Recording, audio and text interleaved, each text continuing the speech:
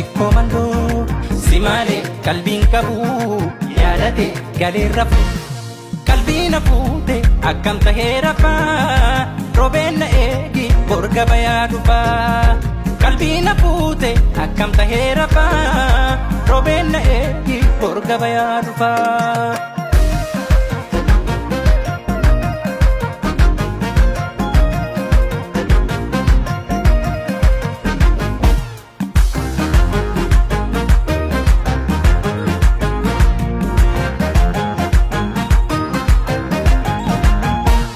Shankorana biti naggaadeen karaakarini onsi malee kaabuu bulloonan taraatarini diishoo olii diishoon giraabaa olii tan giraabaa olii magaanaha baaduu bulloosi waliin suuma waliin oolaan baddaa dheetuu yoo gaaraa malee wayya gaaraa malee martii dhungoo beekuu si taatu malee wajji taatu malee.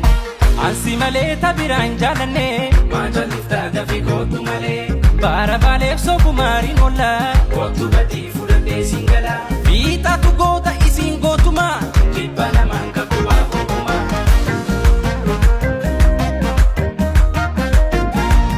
Baalee dachiin gootaa biyya looni uumaan badhaafamtu Oromooni si tochii biqilee suma faarsa itti jabeessitiin biyyi wansa anaa jinaa qalbii na qajeele.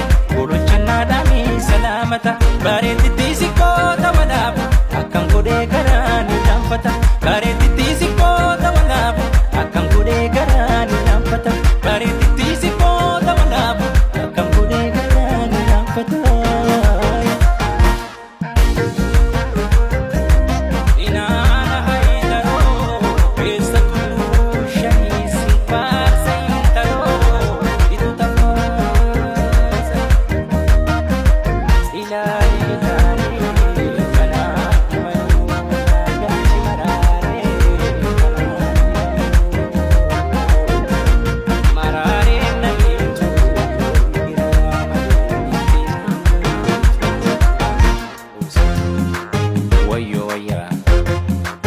Misha misho aman aman.